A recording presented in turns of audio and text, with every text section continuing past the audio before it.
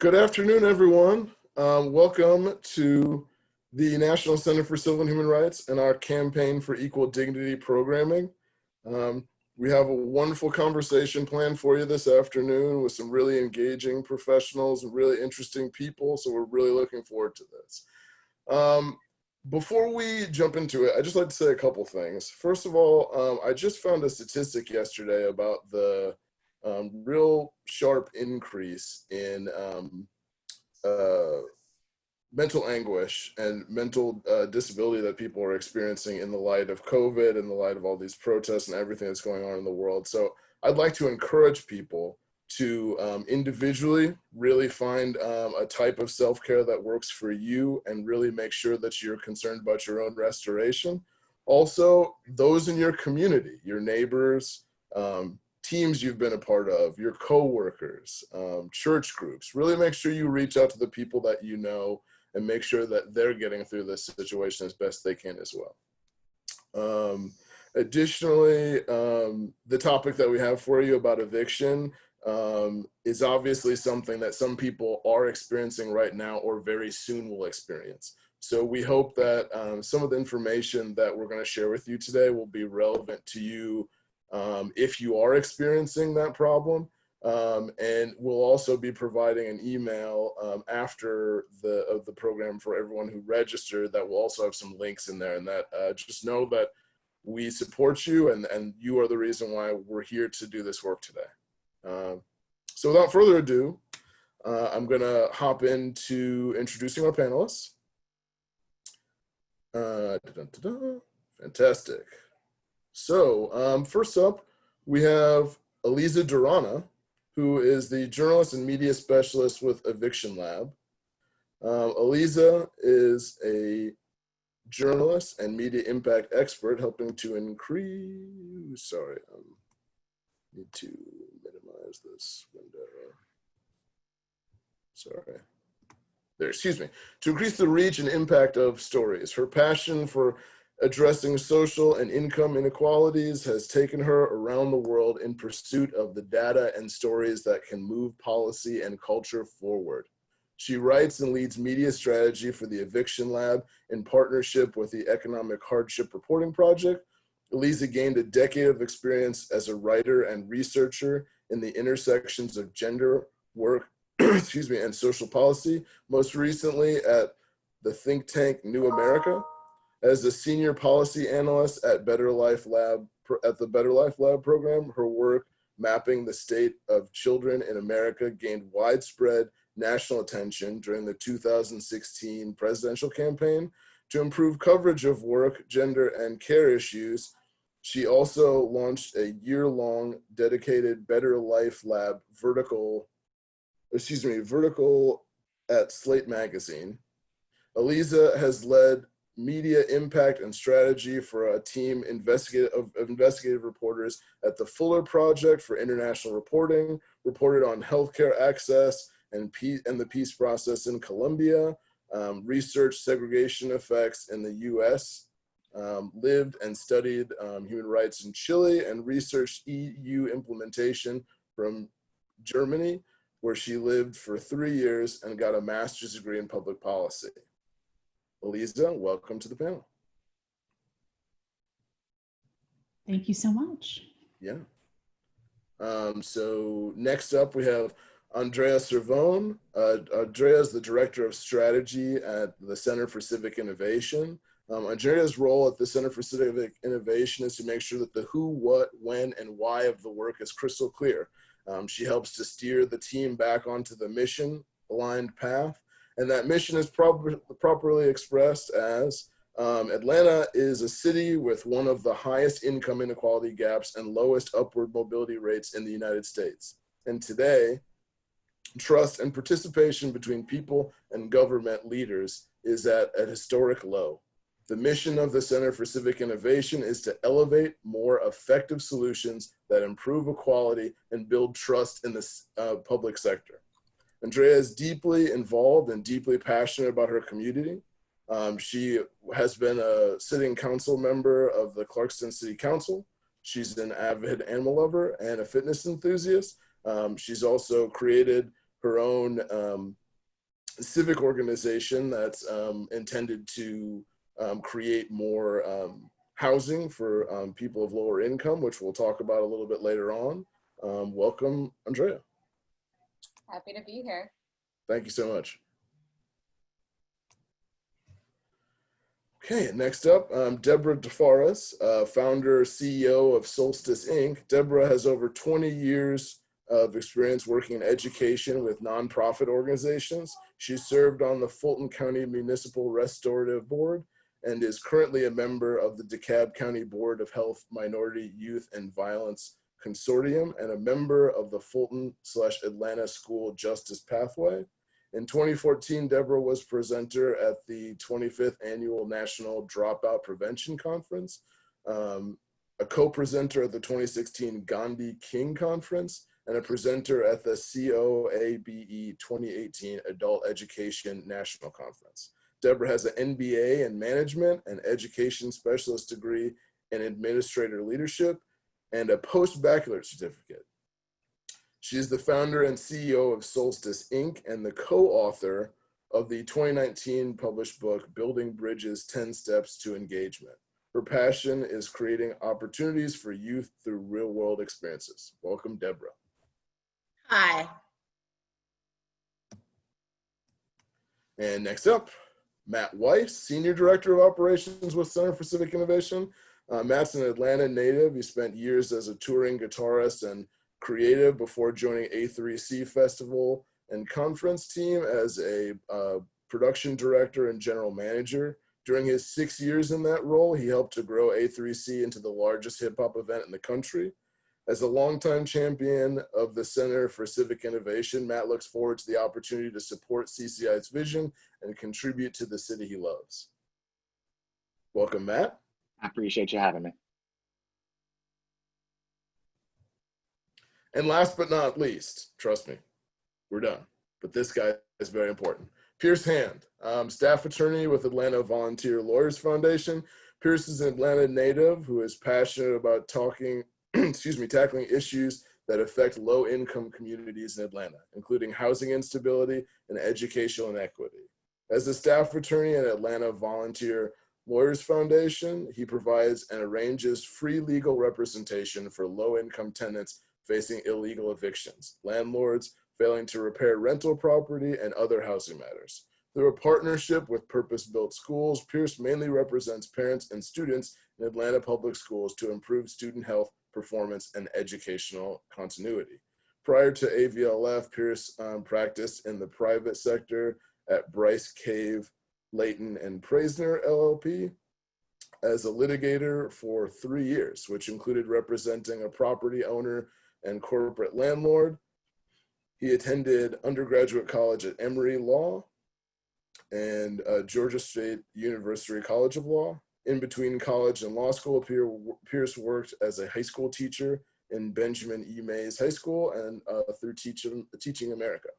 So welcome, Pierce. Thank you, David. Okay, that's my least favorite part of it. It's over, so let's move forward. So I wanted to jump off by really getting in to what we're really looking at. Everybody believes they know something about eviction, that they understand something about eviction, but realistically, we're learning that we don't. So I'd like to begin with Alieza and let her give us a lot of information direct from Eviction Lab about what eviction is, where we're at in the country. So Alieza, please take it away. Thank you so much. All right. Wonderful. So as David mentioned, my name is Alieza Durana. I'm a journalist and media strategist with the Eviction Lab at Princeton University. You can move to the next slide, please. So the Eviction Lab was founded by my colleague, Matt Desmond, and the main sort of goal of our organization was really to make an invisible problem visible.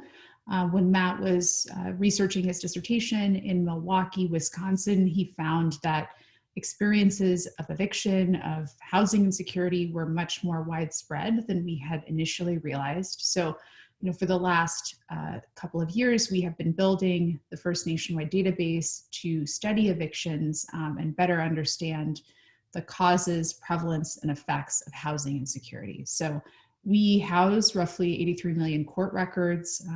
We geocode them and use that for our analysis, and we also make a lot of this data available to the public. If you have questions about what's going on in your community, we really want this information to be useful to folks around the country. You can go to the next slide, please. So, today I'm going to talk a little bit about, what we knew about eviction prior to COVID-19, and then I'll talk a little bit about how that's changing right now. But, the map that I have up on the screen shows sort of eviction rates by geography, and I think really gets at this question of how do we make a visible problem visible? And, people often think that, housing is mostly an issue in New York or San Francisco or Seattle, but in fact, this is a problem that transcends geography. It is not just a red state or a blue state issue. We see it across urban, suburban, and rural parts of the United States.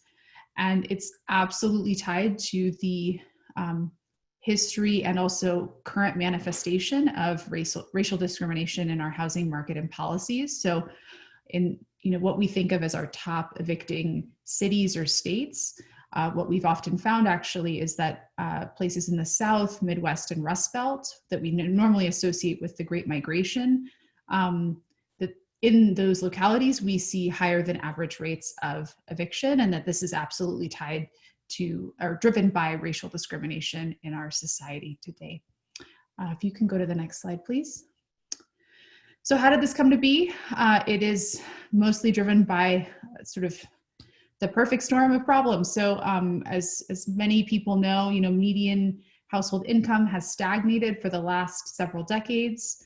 At the same time, rents have risen, and this is true in the South, it's true in the Midwest, it's not just a coastal issue. So if you can go to the next slide, please. What this means is that families have less money every month to contribute to different important parts of their budget. I like to say that the rent eats first. Families are really smart about prioritizing paying rent because of the importance of shelter to human well-being. But it also means that people have less and less money at the end of the day to save, to accumulate wealth, to weather an emergency through no fault of their own. And the families have been really feeling the squeeze across America, but particularly in our communities of color for a long time. Next slide, please. So how big of a problem is eviction? Unfortunately, the Eviction Lab has found that, prior to COVID-19, we were already in the midst of a housing crisis. So, as in 2016, we saw 3.7 million eviction cases filed, or roughly 7 per minute. And this was when unemployment was under 5%. So keeping that in mind, now that we're seeing 1 in 4, working age US residents suffering an income or job related loss through no fault of their own, we're concerned in monitoring how the current public health and economic crisis is affecting our communities. The important note I want to make about our data is that we study eviction by looking at court records. So what we don't see in our data is experiences of illegal or informal evictions. If your landlord has ever changed the locks or shut off your utilities, we're not able to capture that in our data yet. We would absolutely like to, but this is a conservative estimate of the scope of the housing crisis. And just as a point of comparison, we see more evictions filed every year than we saw foreclosure starts at the height of the Great Recession. Again, the reason people don't often talk about this is because it is absolutely tied to the history of racial discrimination in this country. So, we're hoping that by researching this, making this data available, that we can absolutely push for changes in our policies and culture. Next slide, please. So this is just like highlighting, that whose problem is eviction, and that, most often, I grew up in DC and in Northern Virginia, but, Virginia is one of the top evicting states. And experiences of eviction are acutely felt throughout the country, but it is not just a big city problem. So Tulsa, Oklahoma, 1 in 13 renters were evicted in 2016. Evictions in Oklahoma have been ongoing throughout the duration of the pandemic. So as we think about how to solve or address the housing crisis, it is absolutely bigger than any one city or town. Next slide, please. So in addition to the squeeze that our families may face in addressing rising rents and stagnant incomes, our social policies have not been generous enough to help families, weather this housing crisis. So before, this is data from 2015 from the American Housing Survey, but of renters who qualify for housing assistance, 3/4 of them don't receive it. And that is both due to the fact that we have reduced our housing budget over many years. So the pot of money is smaller, but also because many states and municipalities have put into place punitive measures to prevent families from accessing, these important resources. So most families living below the poverty line do not receive housing assistance. So next slide, please. So I talked a little bit about the squeeze. This is just another figure from the American Housing Survey showing that, that many low-income renting families devote over half of their income to housing, which means that, if your car breaks down, you don't get enough hours at work, your child breaks their arm on the playground, it really is, many families are just one financial emergency away from being unable to pay their rent. And again, this is all data from prior to COVID, the arrival of COVID-19 this year. Next slide, please. We often at the Eviction Lab get asked how much money are families typically evicted for. People often assume that tenants are racking up a lot of debt, but that is not actually true. Many families are evicted for less than 1 month's rent. So this is actually data, again, from prior to COVID that we published in December, showing that most families are evicted for less than $1,000. So we're talking about relatively small amounts of money. And in places where it's easy to file an eviction, including in Georgia, we see higher than average rates of evictions, depending on how expensive or easy it is for a property owner to file an eviction. Next slide, please. Why does this matter? If you don't know someone or haven't experienced an eviction yourself, it triggers a series of very devastating experiences. Sorry, my Siri just went off. We often call it the Scarlet E because it triggers, ruined credit. It often can affect job loss for adults in a household. It affects even just the mere threat of an eviction, affects mental and physical well-being. I was so glad to hear David allude to the importance of self-care, particularly when we're having such difficult conversations as we are today. But, certainly it's not surprising that, folks who might not know whether they'll have a place to shelter experience things like suicidal ideation, depression, and so on. And in addition to that, because people who experience an eviction often have their credit ruined, it means that they have a downward move, that they often end up in substandard housing because they simply cannot find another place to live once they have been evicted. And this has implications both for adults in the household who may have respiratory issues like asthma, but also for their children. And we also know that families with children are disproportionately at risk for eviction. So really, the eviction crisis and the housing crisis has multi-generational effects. And the next couple of slides are from a presentation I gave with a colleague of mine, Emily Benfer, who's a housing law expert at Wake Forest. So if you have any questions about this, you're welcome to reach out to me or to her as well. Go to the next slide, please. So what is happening today?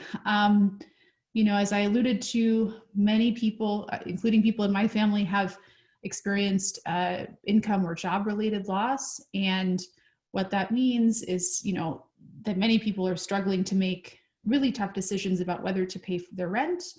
Do they have access to healthcare coverage, and how do they pay for food or utilities or other very important basic necessities? We have seen, and this data is a little old actually, a 92% increase in rental assistance requests, a 2,000% increase in food pantry requests. So many families have been prioritizing paying for rent and foregoing food themselves, foregoing medical care. And data from the census last week also suggests that about a third of renters have slight or no confidence in their ability to make rent next month. So now that many of the eviction moratoria or eviction stoppages sort of across the country have expired, many of our renters are now at risk for an eviction. Next slide, please. So when the pandemic first started, both the federal government through the CARES Act and then also state governments and some municipal governments put into place these eviction moratoria that in theory should prevent a landlord from removing a tenant. And these were important both because they were put into place to make sure that folks could shelter in place during the pandemic, but also to make sure that housing courts themselves were not a point of disease transmission or viral transmission of COVID-19, because in housing courts, you know, people are often packed shoulder to shoulder and social distancing is not possible. Unfortunately, you know, those protections are best described as a patchwork. It really came down to a lottery of where you live, unfortunately. So there are many parts of the country where evictions have been ongoing, where folks have not had protections. And last week, the federal protections that were quite limited also expired. So, you know, we're watching Congress right now to see if they legislate another stimulus package. But at this point in time, the protections tenants have are quite threadbare. Next slide, please.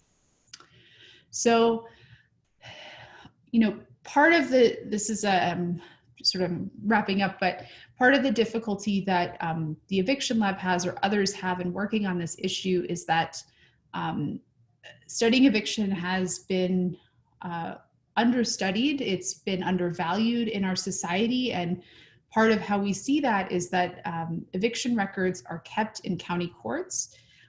States are not studying this. The federal government is not studying or tracking this. So we often spend a lot of time going in person to collect paper records from county courts and make them available to the public. It takes us a long time to do that, which is why the data on our website are largely through 2016. But in response to the pandemic, we've also stood up a live eviction tracking system for a limited number of cities across the United States. So there are a number of courts that have digitized their records, and so we are scraping those records digitally. And that is how we're starting to get a beginning of the snapshot of what's going on today. So this is a picture of, you know, what we know about Milwaukee. And, you know, unfortunately, this slide is a little out of date now, but Milwaukee, in Wisconsin, I mean, Wisconsin had an eviction moratorium until May. As soon as that lifted, we started to see eviction filings rise in Milwaukee, Wisconsin. And those filings have spiked, and they are far beyond any historical records or averages that we have for the state of Wisconsin. So when people are talking about, you know, concerns that increasing numbers of, you know, U.S. residents will face evictions, we're starting to see that play out in Milwaukee, Wisconsin, but also in places like Houston, Texas, and Richmond, Virginia, where we also have that data. I think that might be it for me. Is there one more slide? Okay, yeah, so this just shows that In January and February, eviction filings were slightly above average, but business as usual. Then in March and April and May, when the eviction moratorium was in place, it helped slow down the eviction process and help folks shelter in place. But now that that order is lifted, the eviction filings have increased very dramatically, and that trend has continued throughout July and August as well. So we welcome questions and feedback, and I'm so happy and honored to be here today. But please feel free to add your questions to the chat if you have questions, concerns about this data or the work of the Eviction Lab. Thank you. Well, that gives us a really broad factual base to begin kind of diving into what our experience is in town and in our region. Andrea, particularly from your background as a council member and a lot of the activism work that you're engaged in, those numbers are large, they're shocking, they're crazy, but where does the rubber meet the road there? What are you seeing right now in relationship to that data? You mentioned before that it's something that you quote to other people, so I guess it's pretty easy for you to talk about that. Yeah, so just for context, have done a lot of work specifically with small municipalities, less with Atlanta and more City of Clarkston, City of Tucker, Decatur, some of our small metro Atlanta cities. And so what we've been seeing is that the DeKalb County in particular kind of quietly began eviction proceedings in the last week. And they already have 2,000 cases that were backlogged. I think the AJC just posted a story about it today. And Fulton County has over 2,500 on the backlog. And unfortunately, Georgia has no protections for a lot of these renters. And in cities like Clarkston, where we have a disproportionately high number of renters to homeowners, I think in Clarkston, our percentage is something like 86% renter and then 13% owner-occupied homes. There's just so few protections. But the good news is that cities actually have a lot of power to help in a meaningful, and they can help right now with a lot of the people who are struggling with these evictions. Cities have such incredible tools at their disposal, like housing trusts. A lot of cities right now during the affordable housing crisis have set up housing trusts, and that's an instance where cities can use that funding to actually provide rent assistance to people who are struggling with evictions. Development authorities are another tool at cities' disposal. They are like an independent quasi-governmental agency. And they can also help with rent assistance for people who are struggling with evictions. Unfortunately, we haven't seen a ton from local municipalities around eviction relief. It's mostly been nonprofit organizations. One that operates here in DeKalb and just got funding to do this work in Cobb County as well as the Star C Eviction Fund. They run some apartment complexes across the county, and they've set up a multi-million-dollar eviction relief fund. They're, I think, doing the most substantive work, but unfortunately we haven't seen a ton from local municipalities. Yeah, that is certainly a reality that it seems like there's definitely a lag going on. But the work, for instance, for you, for Pierce, that the work that you do with AVLF out of, which school is it? Purpose-built schools, which is a set of Atlanta public schools. Yeah. They run so 4 different. That is a sort of direct action towards these issues. I've heard that it's very easy for landlords to submit evictions, that they're very inexpensive. And so your legal support is a really vital line for people. Yeah, so I mean, much of the folks here, I think, have a lot of data points and more of the high level, big picture stuff. Right. I work with, which is amazing. We need both, obviously. Yeah, absolutely. And most of my experience comes from working one-on-one with tenants when they come in the door as a parent at a school and they say, look, I just got an eviction notice. I thought evictions were stopped. What's going on? And so what we're seeing is that There are several different moratoria that were spoken about by Alieza, and I appreciate you for giving the data points because I don't really have those. So thank you. But I mainly work in Fulton County with tenants. And so I really only know the numbers for that county. Right now, evictions can be filed. They can be responded to by tenants. However, the Fulton County Magistrate Court has stated in a notice to everyone that in-person hearings won't happen until November. And so for those tenants who are unwilling to do a Zoom hearing or unable, which is more likely because they don't have access to the technology, they don't know what Zoom is, and so forth, they can kind of stall, I guess, an eviction until November when hearings start back in person. So that is what we are advising tenants about, but it doesn't stop the process, right? So if you're a landlord right now and your tenant is behind because they haven't paid rent since February or March, or fully paid rent since then you can start eviction right now. You can start the process and they can be in line when November comes, or worse, if they are have access to Zoom application, which the court is using, and they go through a hearing, they can be evicted. Another issue I do want to raise about the moratoria under the CARES Act. Can you hear me? This is actually related to your experience quite a bit. Somebody just asked, what kind of state punitive measures exist that keep people below the poverty line from accessing housing assistance? Are there any blockages that there could be for somebody to accessing housing assistance? Is that something you're familiar with? So when you say state blockages, I'm not sure exactly what I would probably imagine they mean that broadly. So possibly something city or county issues that could lead to not being able to receive housing assistance. Yeah, I mean, there are, when we say housing assistance, as was stated by Andrea, much of that is being done by nonprofit organizations. They're the ones really filling the gap right now. There isn't a state authority that's directly where citizens can apply for some type of assistance.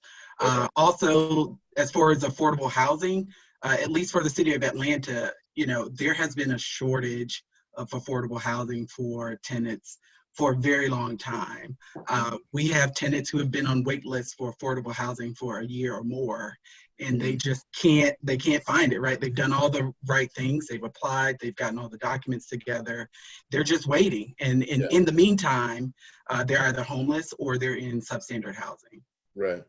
And I think see a lot of nods coming from Matt and Debra, but Andrea, I feel like you have something you're trying to say here. I was just going to say, I mean, one additional kind of barrier people have specifically in cities, which I think, existed prior to COVID and, perhaps has been exacerbated since then, but many states allow discrimination on housing vouchers or source of income in housing. So that's something we've been working locally. There's been kind of a movement here locally to pass city non-discrimination ordinances because Georgia is one of the few states that does not have civil rights protections for people based on gender identity and sexual orientation. And there's also been a movement to include in those non-discrimination ordinances source of income in housing, which would be Section 8 housing vouchers, veteran vouchers, and currently, cities or landlords within cities can reject people who want to get into affordable housing based on those measures. So that's been something we've been pushing for locally. Unfortunately, many of the developers are not too crazy about that. The city of Atlanta recently passed a non-discrimination. The city council recently passed basically an ordinance saying you can't discriminate based on source of income, but that's very recent. For many years, landlords have been able to reject folks just because they have a Section 8 voucher. And then I guess, I just wanted to ask, as I hear a lot about in Atlanta right now, there is a very palpable tension between the city and the state level, obviously, when it goes from Atlanta to the state. And so I guess my question for, Pierce and Alieza would be, what can be done on the county level or the city level to create relief if we're not going to see it from the state level? Yeah, so I'm going to pop back to the previous question, and then I'll answer your question, Matt. So I think in terms of the punitive measures that often exist, often the framing that states or municipalities have is that an application for rental assistance is fraudulent until proven otherwise.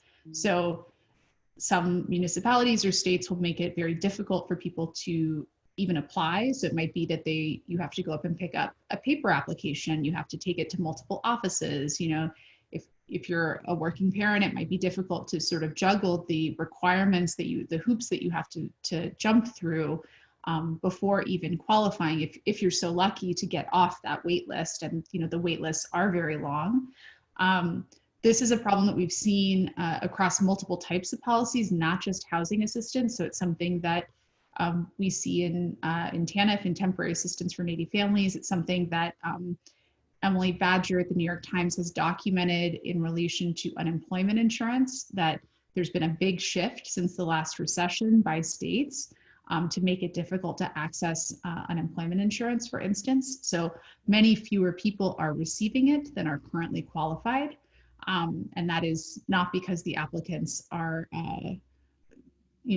folks clearly need this money right now. Jobs have disappeared and they have not come back, and that is not their fault.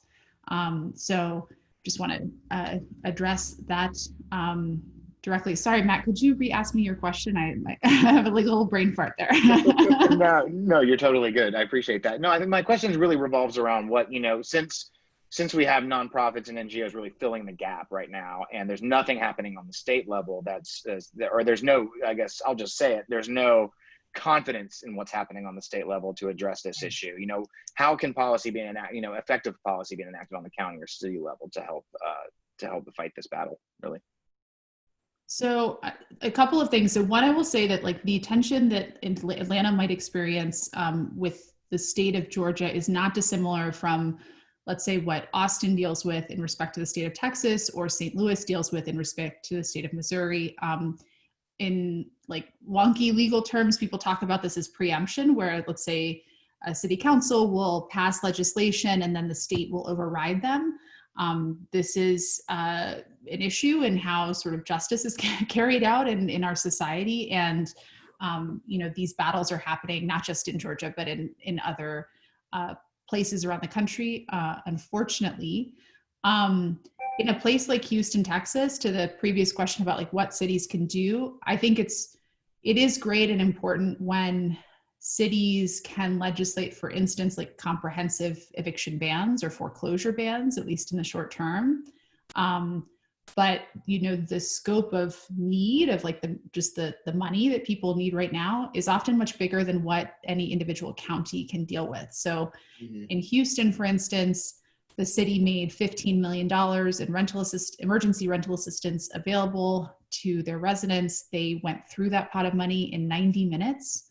So, clearly, folks need help right now. It's not their fault. I just want to emphasize, if there's anyone in the audience who's dealing with an eviction right now or experience of homelessness, this is not your fault. It is, something that we need to deal with as a community, as a society. So, while there's certainly things that cities can do, we also really need to push for federal help, to come in, given that states and cities can't take on debt. So we really need for larger stimulus measures to come into play to make sure that, people can meet their most basic human needs right now. Absolutely. And I think that was a really, really important point that you picked up, the feelings that come from this experience. It's this dialogue we were just having about policy and stuff is obviously super vital, but the other flip side of that is, how does this stuff actually affect people? And actually, one of the reasons why I wanted Debra to be on the panel as an educator, the conversations that we've had recently connect directly to that, and Pierce's work as well. It does. But I just want, Debra, if you could talk a little bit about what we were talking about yesterday about what it's like being an educator with students with housing instability. I think one of the most important things that it disengages the young person in their academics, because when you're home and you have uncertainty of where you're going to live, you can't concentrate on science, social studies. You can't, because you don't know when you go home, is there going to be a home? Mm-hmm. And then you do have some young people that would rather stay out of school to kind of help their parent come up with money to keep a roof over their head or food on the table. So it's a real struggle. And then for those students that bounce from school to school to school to school, eventually they leave school. They have no security.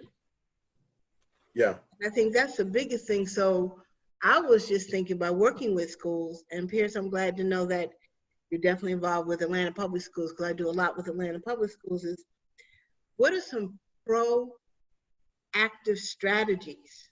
I mean, we know with the policies and all of that, and we know all that's going on, what are some proactive strategies that these families can take?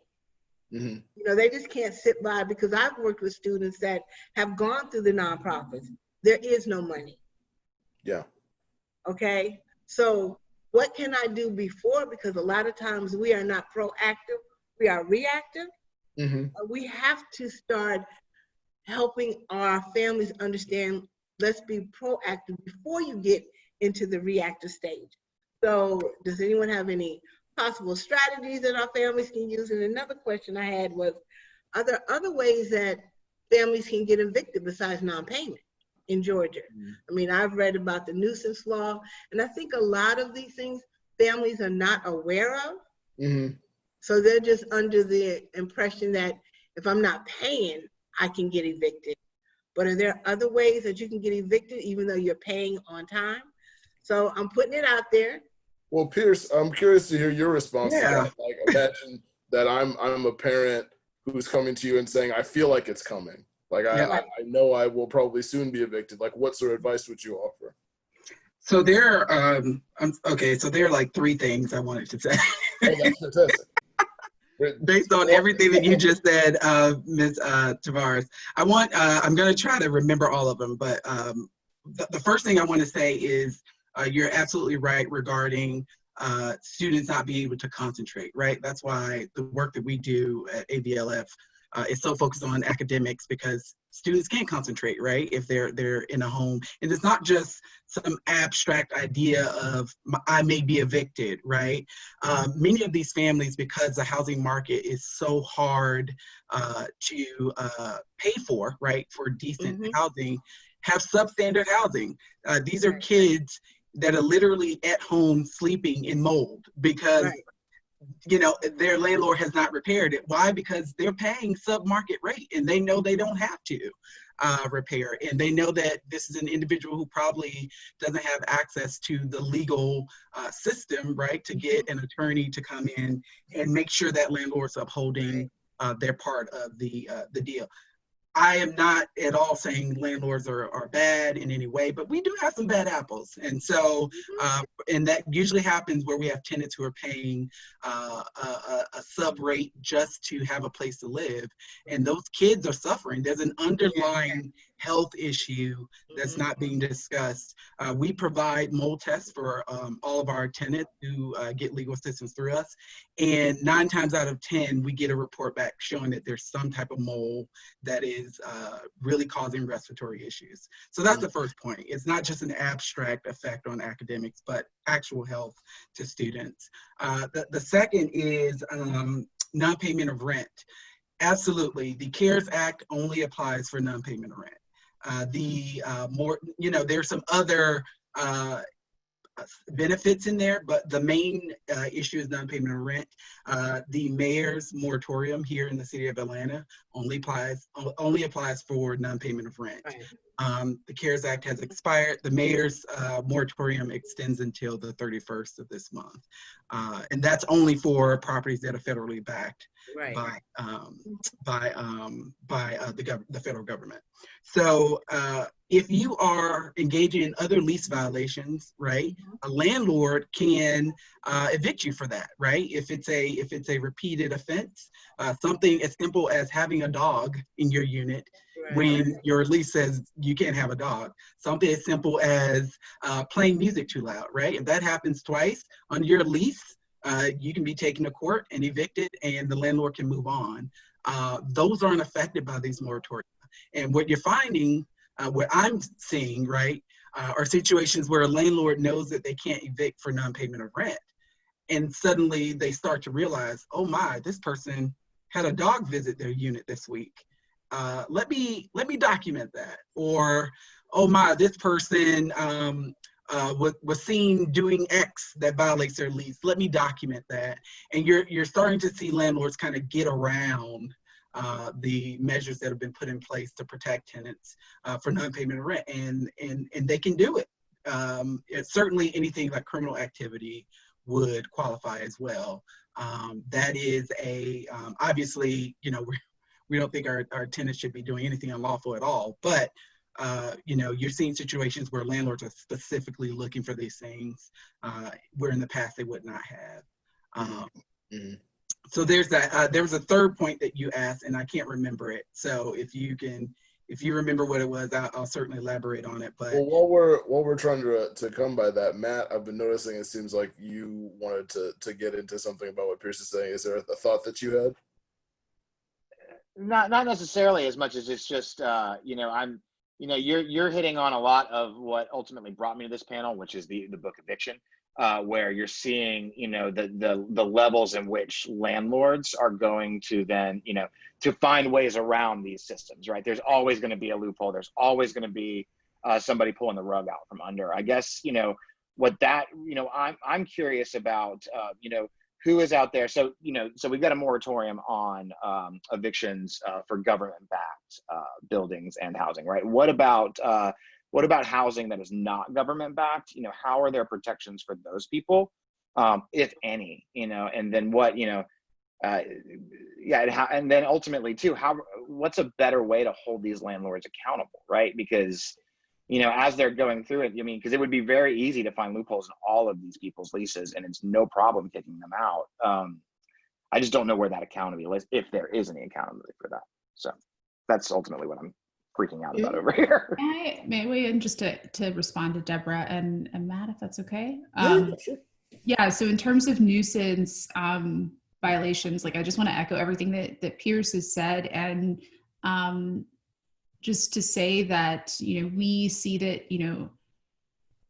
often property owners will look for excuses to evict someone, which is why families with children, families experiencing domestic violence, we see that they're most at risk, not because they're bad tenants, but because, being slightly too loud or having your kids right on the walls, or things that families normally experience in everyday life, that those are excuses that are often used to evict folks. And that we also see that the grace extended to white tenants is not extended to Black tenants. We see higher than average rates in our Black communities and communities of color, particularly to Black moms. So these are things that these are not natural phenomenon. They are these are things, processes that we have allowed to occur in our society that we can absolutely stop and change moving forward. And, to Matt's question about the CARES Act, so the federal eviction moratorium only applied to federally backed mortgages and federally subsidized housing.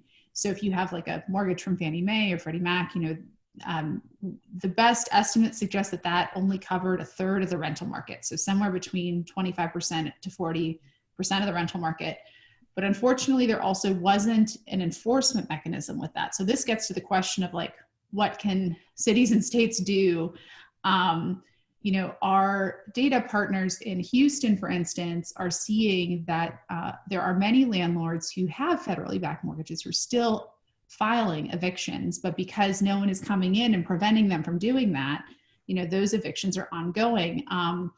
So, I have seen that, in some cases, let's say like, I know that I think Keith Ellison in Minnesota, and I think the Attorney General of DC is Carl Racine, but that they have started going after predatory landlords, because we're able to see, for instance, like who are the highest evicting landlords, does that change over time? Are they evicting particular populations over another? Like this is something that, our cities and states could absolutely investigate. They should investigate, because the effects of an eviction are traumatic. They are devastating. They haunt us. They haunt our families, our communities, and it is not something that should happen cavalierly.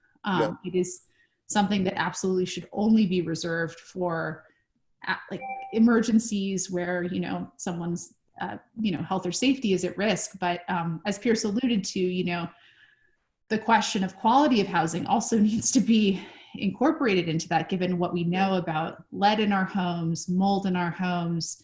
A home is not a home if you have a roof, a hole in your roof, or like a leak in your kitchen. We really need to ensure that quality housing for all of our tenants. Just to jump back a thought that you were speaking on and that Pierce spoke to as well, I've heard recently that there are ways in which evictions happen that we can't really track. So like in the way in which somebody might be paid to evict or something like that. Is that like, what do you guys have any sense, like what sort of percentage of active evictions that are going on just stay completely off the records? So experiences of illegal and informal evictions are really hard to study. Sure. That being said, it's hard to study something that's illegal, but that being said, my colleague Matt he issued a survey a couple of years ago to try and get at that tension, the same way that we might survey people about their experiences with sexual violence or police brutality, for instance, to get a sense of what they may have experienced in their lives. And our best estimate is that illegal or informal evictions happen at double the rate of legal evictions. Wow. So again, like back to in 2016, we saw 3.7 million evictions filed. Yeah. When unemployment was under 5%, if our estimates are correct, then there might be like double that figure that we never capture, who lose their home and for whom the experience is no less traumatic or devastating, but that we're just simply not seeing in our court system. So yeah, I would say. Oh, go ahead. No, I was just actually going to ask you.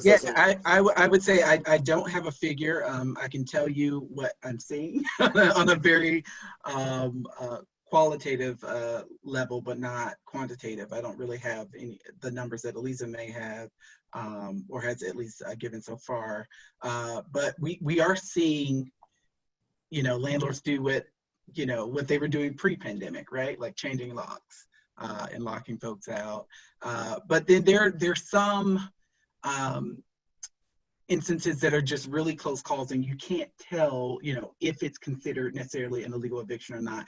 For instance, tenants just not knowing that a court has to issue an order saying that they have to be evicted in order for them to be evicted. Many of our tenants get a letter from their landlord and they see it and they think it's an eviction. But that may be the result of an ignorance of the process, a failure to fully educate tenants on the process as a society and as a whole. But there are some times where landlords lean heavily on, sending a letter that looks really official and will get tenants to move out without them considering that they have rights, right? Or that they may be able to stay where they are until the court decides whether they should be evicted or not. I did want to address also something Matt said earlier about how to deal with kind of the CARES Act requiring folks to who have federally backed properties to not file evictions. There aren't many teeth. Some courts, I know at least in the Fulton Magistrate Court, they require landlords to file an affidavit. So if you file an eviction, the court has now made it a local rule to file an affidavit specifically saying that you're not subject to the CARES Act and that you do not, when it was in place, right? But that you did not have a property that had a federal mortgage. But also other nonprofits, thank goodness for nonprofits, are also filling the gap, right? Like they are creating educational material and providing those to individuals saying, look, if your landlord files an eviction, you need to file an answer. And also, if you go to a hearing, ask the court to require them to show that they don't have a federally backed property. Also, some nonprofits have created online tools where you can look up properties to figure out whether it has a federal mortgage or not, or it in some way receives subsidized housing, because those qualify as well. So connected to this same conversation, we got a question. Does Georgia have a retaliation statute to use as eviction defense? Georgia does have a retaliation statute. It's very recent. It became effective July of last year. Many folks are conflicted about it. It has not been used often, obviously, because it's new, but the statute kind of removes some teeth from itself by saying that a landlord can still evict you if you fall into a certain set of circumstances that many tenants end up falling in. So one, if you owe rent, a landlord can still proceed with an eviction, even if there may be some retaliatory motive there. If you have somehow violated your lease in other ways that a landlord can justify, they can still proceed with an eviction. That is the problem in using that statute. You have to ultimately show in court that the landlord has no reason for evicting you, right? Which you would normally do anyway if it was a false eviction. So I think there's some loopholes in there that allow landlords to still confidently, move forward and point to something to show that they have a basis to evict you. Matt, were you just about to ask something a minute ago? Yeah, you brought up something, Pierce, that we talk a lot about inside the four walls of CCI, which is the real tension of government's want just to throw this work on nonprofits, right? Like basically leaning on the nonprofit space to fill the inefficiencies of government. When, and in all actuality, organizations that are out there already spread thin shouldn't be, I don't believe it should be the ones that should be picking up this slack. And you're finding, and I know Andrea can speak to this too, that you're having city councilmen saying, oh, we'll just have the nonprofits do it, right? And so we're having, working in the nonprofit space and working in this sector, there's a lot of pressure on now these NGOs and different organizations to step up and fill the gap. And it's becoming a problem because philanthropy money is not there, funding is not there. And so as that breaks, you're going to see the inequality grow even farther. The money is not flowing to the organizations that it needs to hit to do the effective work. And it's hard stop. And I have to go to Debra on this topic because please. I know as an educator, you've got some feels about that.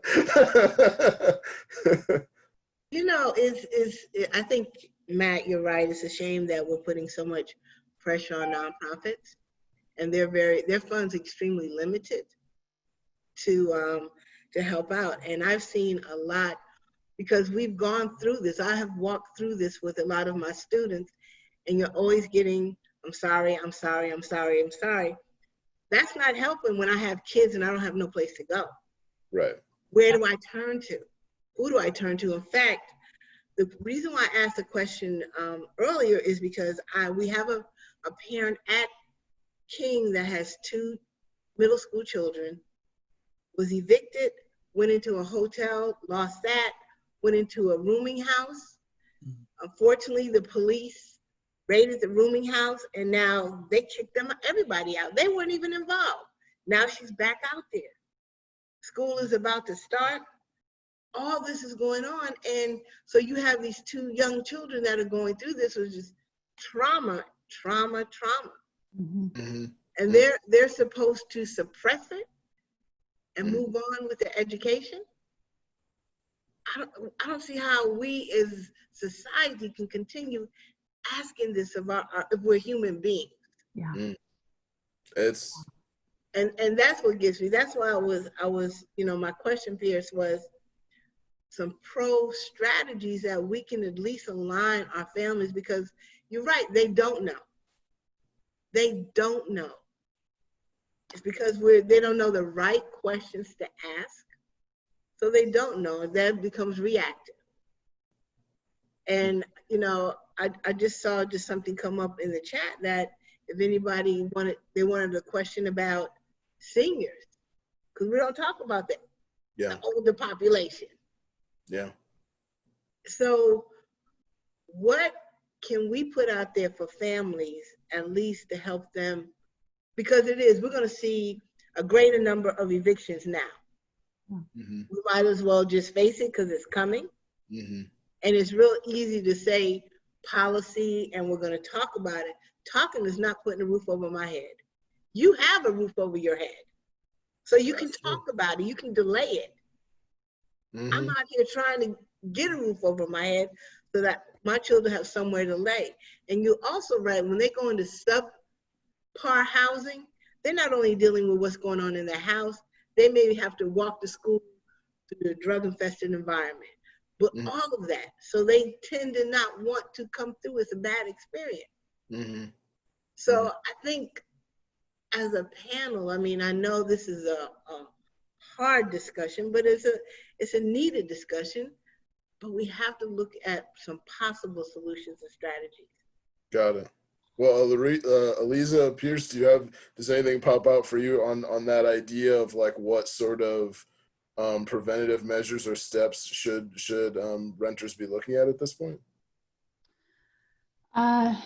Yes, and I think that, I do want to sort of make another point in response to Debra and Pierce and Matt, and just say that, the idea of justice that we have in this country is absolutely flawed. We see that firsthand in housing court. If you have ever been, housing is considered a civil matter in the US. So folks do not have a right to an attorney in housing court if you're facing an eviction. This often means that most property owners have a lawyer and most tenants do not. And as Pierce has alluded to, landlords can create excuses or generate excuses to put people out on the street. And, right now, what we're looking at, I think big picture, to Debra's point about, we have to stop making excuses. Nobody should be put out on the street, and right now that should, any response should include how we rethink the system of justice in our court process as well. So for instance, could rental debt be processed in small claims court and detached from the idea of removing a family from a house? Because the ramifications of removing a family forcibly are so dire and so traumatic.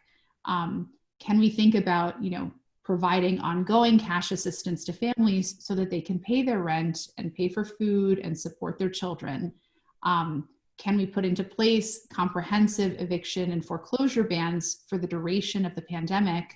Because again, these jobs have disappeared. They have not come back.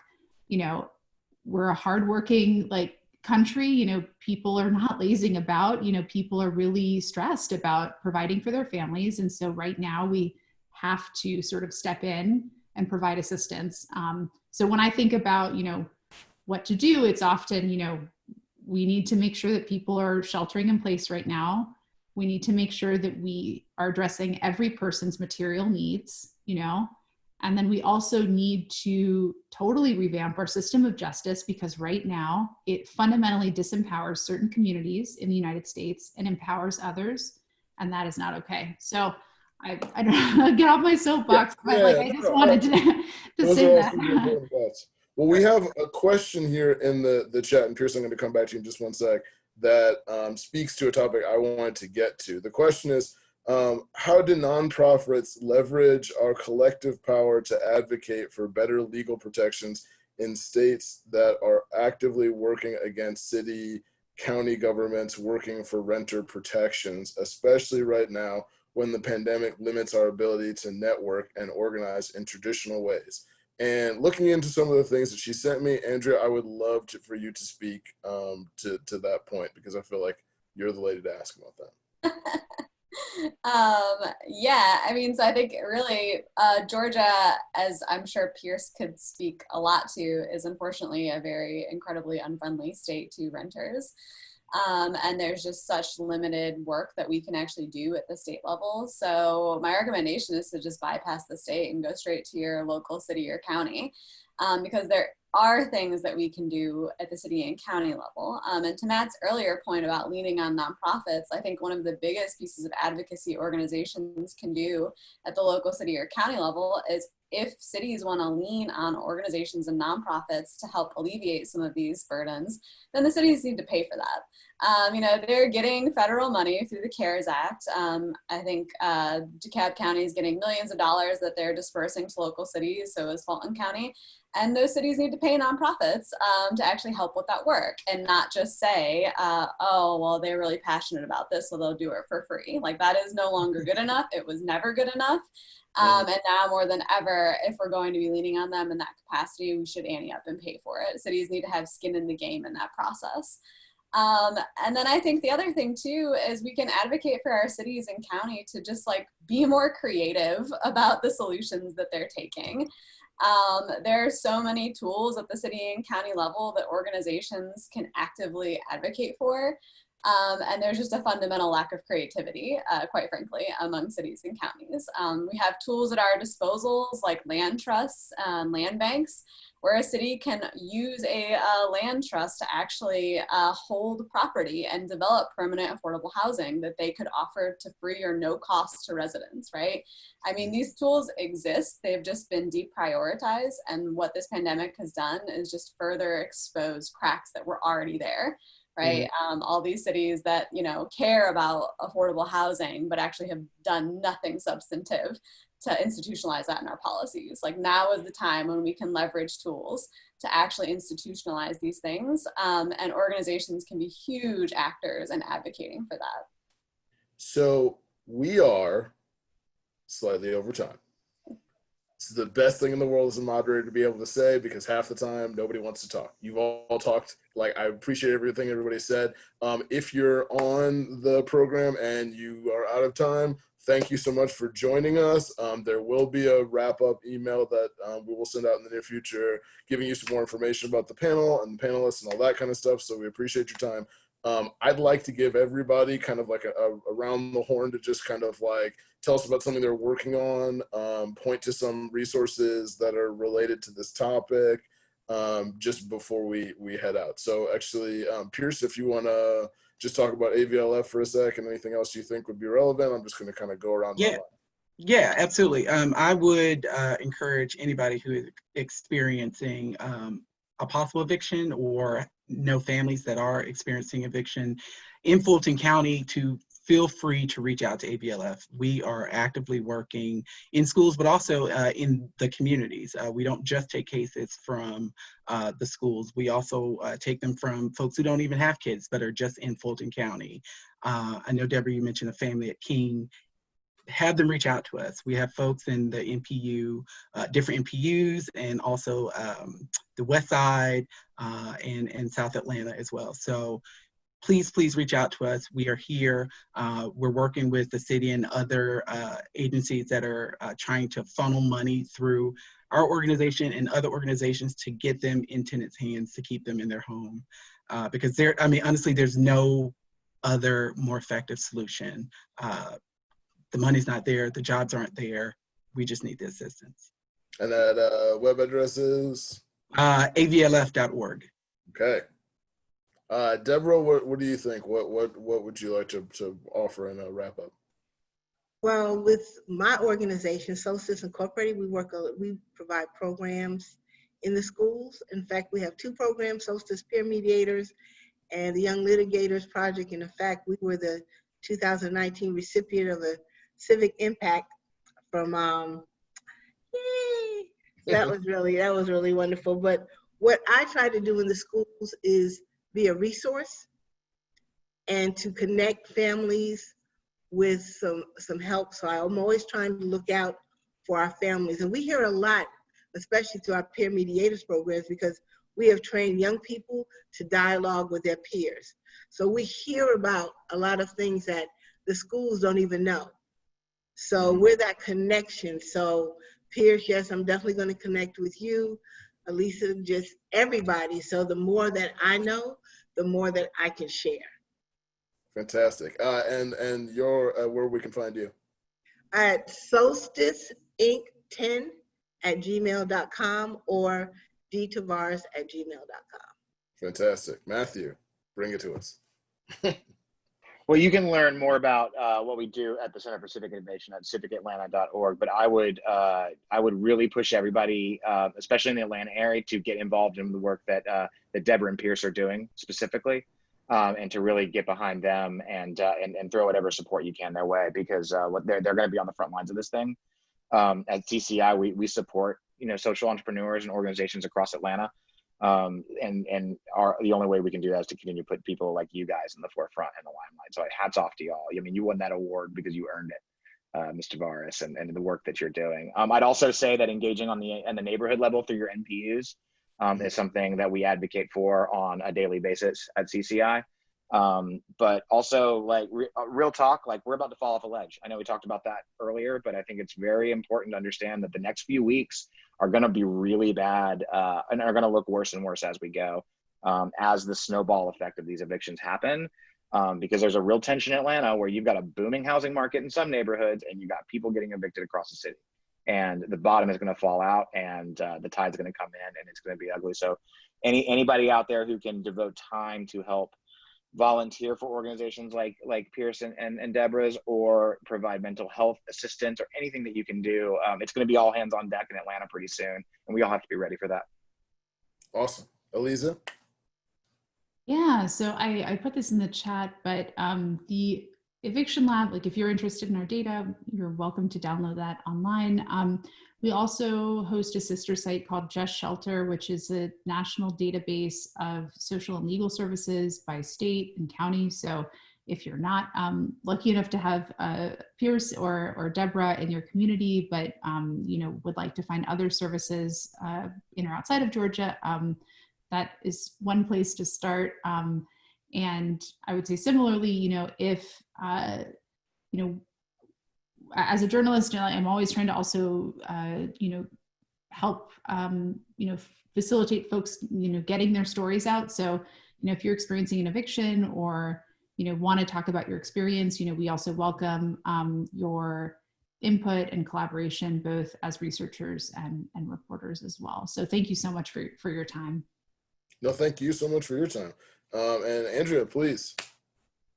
Yeah, so Matt already did such a great job speaking to, the work that CCI does. So I would just say, outside of that, get with organizations like Debra's and Pierce's, and we're so grateful to have them doing the work that they're doing in communities. They cannot emphasize enough that they are vital resources. I would also add, look for organizations like the Atlanta Housing Justice League. They're also doing great work to prevent evictions. On the national side, get involved with organizations like the National Low Income Housing Coalition. They're doing federal work on the CARES Act right now to try and pressure Congress into making sure that rent relief is included. That's something that Americans broadly support. Data for Progress released, a research analysis of this showing that Americans support that. So we can be champions in working with the National Low Income Housing Coalition for that. In an individual capacity, if you can do it, donate to Debra's organization, donate to Pierce's organization, donate to organizations like Star C and their eviction fund, because they are doing eviction relief right now, and there's just more need than any grant money is able to cover. So donations go a long way. And then at the local level, just make sure that you're abreast of, what is happening in your city.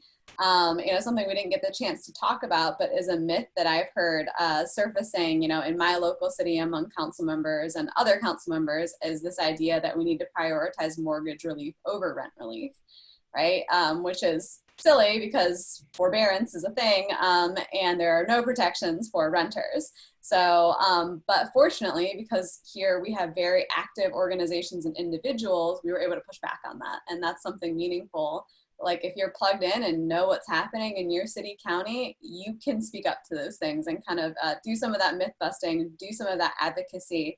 Last thing I'll say is for better, for worse, and something we'll need to address in the future is homeowners do hold a disproportionate kind of power in the civic space. So it does matter when you show up and actually speak on behalf of renters. That's wonderful.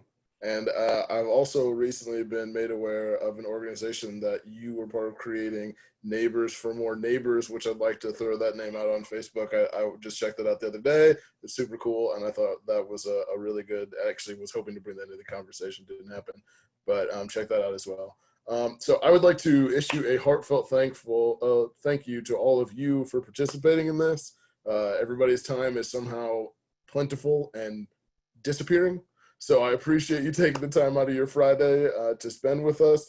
And as I said, the whole purpose of this work at the Center and Campaign for Equal Dignity is about standing with our neighbors, with our friends, with our fellow Americans in the struggle for justice. So we appreciate you. We're here for you, and we will continue. So thank you so much for your time this afternoon. Thank you. Thank you. Thank you so much. Yeah. Thank you. Thanks.